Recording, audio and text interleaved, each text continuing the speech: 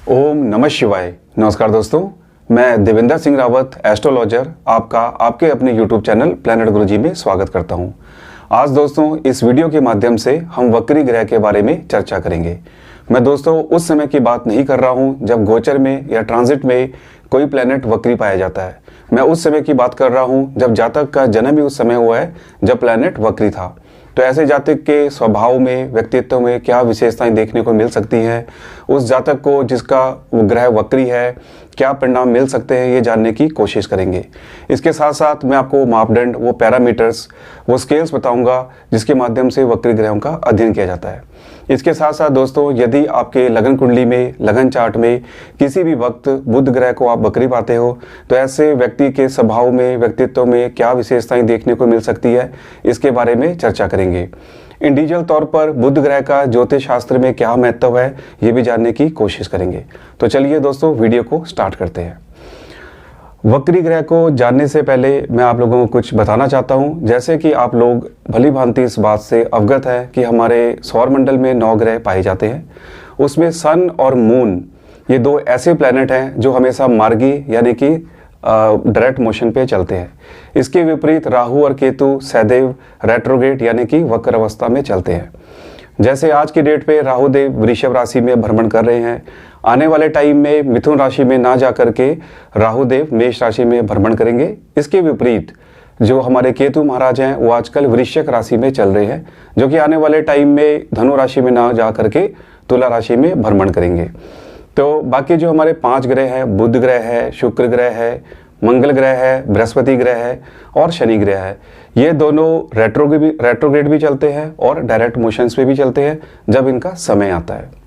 दोस्तों यदि हम इन डेफिनेशन बात करें तो मैं आपको बताना चाहूँगा जब कोई प्लैनेट अपनी एक्सिस पे रेट्रोग्रेड या रिवर्स मोशन पे घूमना शुरू कर देता है तो हम कहते हैं कि प्लैनेट अपनी वक्र अवस्था में चले गया है। इसे हम स्टेट ऑफ रेट्रोग्रेशन भी कहते हैं। दोस्तों अगर हम खगोल शास्त्र विज्ञान के अनुसार या एस्ट्रोनॉमिकली विज्ञान के अनुसार हम बात करें तो हम ये कह सकते हैं कि जब अर्थ के मोशन से रिलेटिवली कंपेयर करें उस प्लैनेट के मोशन को जो अर्थ के काफ़ी ज़्यादा नज़दीक है तो हमें वो पीछे की तरफ जाता हुआ दिखाई देता है। इसका मुख्य कारण यह है कि हमारी जो पद्धति है हम लोग जियोसेंट्रिक पद्धति को फॉलो करते हैं। इसमें हम किसी भी प्लैनेट को, ग्रह को, इसका जब हम आंकलन करते हैं वो हम विद रिस्पेक्ट टू अर्थ करते हैं। इसको हम साइंटिफिक वे से समझने की कोशिश करते हैं। देखो दोस्तों हम सब लोगों को पता है जो बुध ग्रह है यानी कि मरकरी प्लैनेट है वो सन के बहुत ज़्यादा नज़दीक होता है।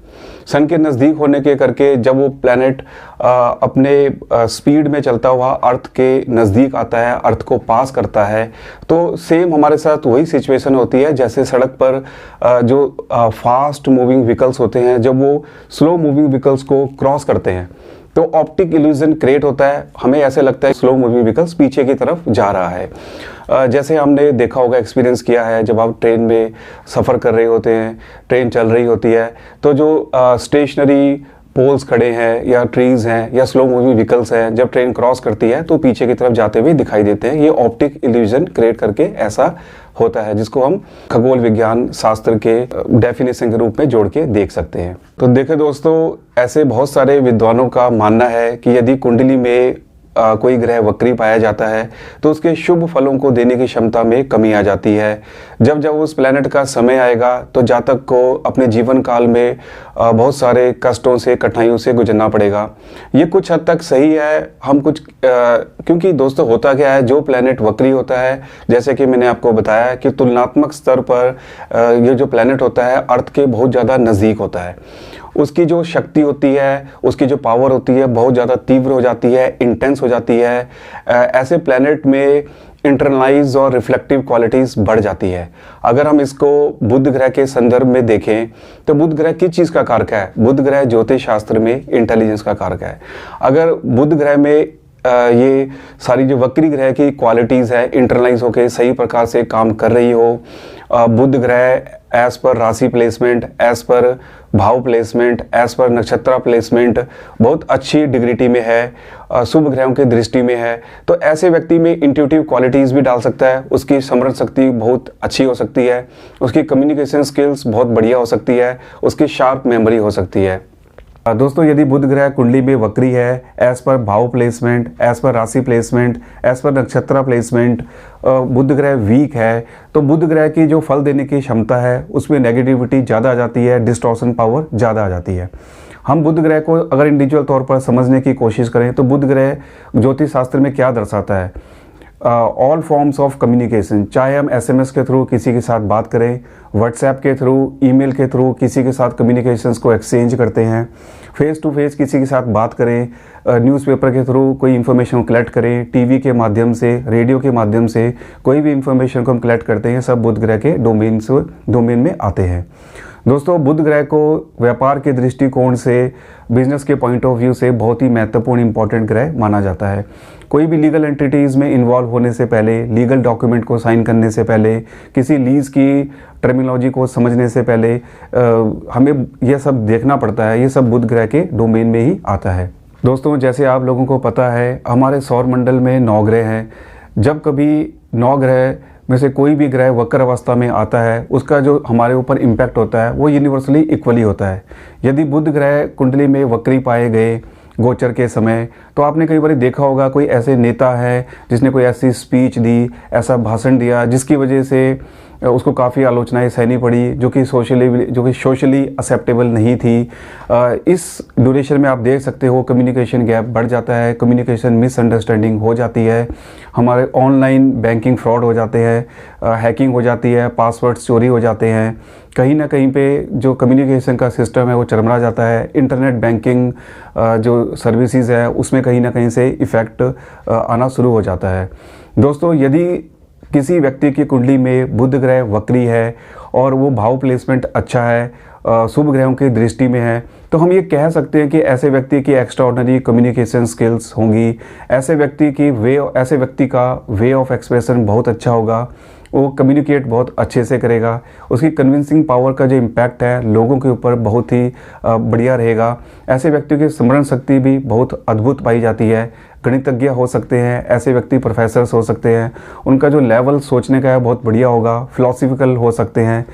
और कभी आपने देखा होगा अगर हम इन जनरल बात करें, जिस व्यक्ति का बुध ग्रह वक्री नहीं है वो अपने बॉसेस को मेल करे, किसी चीज़ को कम्युनिकेट करें तो वन टाइम पे चीज़ को फाइनल कर देते हैं। इसके विपरीत अगर यदि किसी व्यक्ति का बुध ग्रह कुंडली में वक्री है, ऐसा व्यक्ति चीज़ों को बार बार रीकैलकुलेट करेगा, रीअसेस करेगा, रीथिंक करेगा, उस चीज़ को श्योर होने के बाद ही व्यक्ति आगे कदम उठाएगा।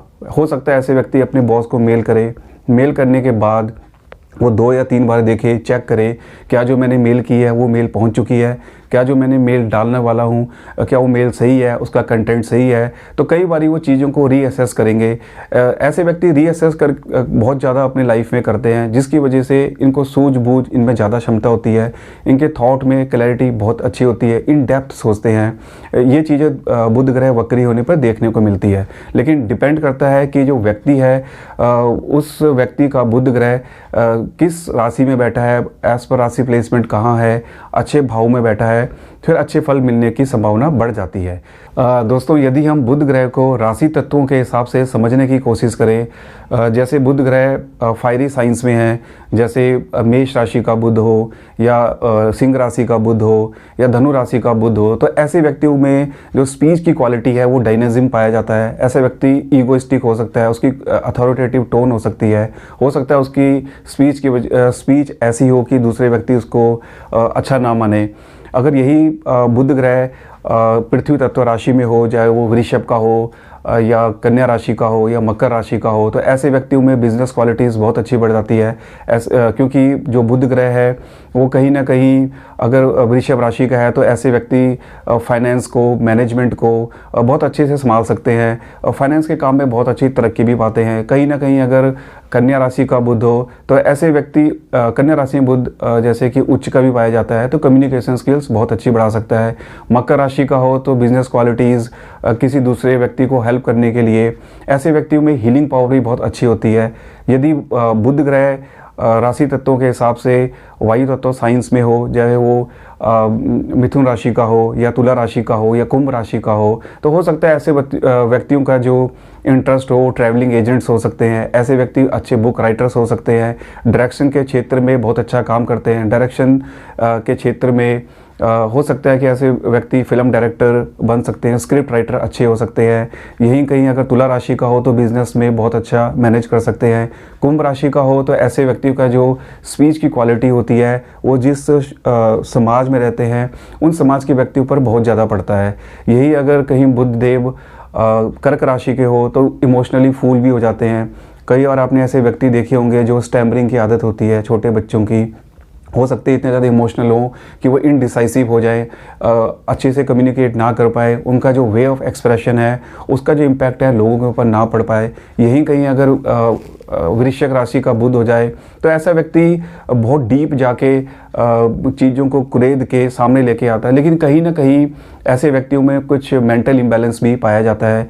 यदि यही बुध ग्रह मीन राशि का हो तो वहाँ पे वो नीच के पाए जाते हैं, जहाँ पे वो अच्छे फल देने की क्षमता उनकी कम हो जाती है। तो दोस्तों आज हमने बुध ग्रह के यदि कुंडली में वक्री हो उसके बारे में जाना। अगर कोई प्लैनेट वक्री है, इसके साथ साथ बुध ग्रह भी वक्री है, तो हमने इन चीज़ों को समझने की कोशिश की है। आगे की वीडियो में दोस्तों हम इसी श्रृंखला को जारी करते हुए किसी अन्य प्लैनेट जो कि कुंडली में वक्री पाया जाता है उसकी चर्चा करेंगे। तब तक के लिए धन्यवाद।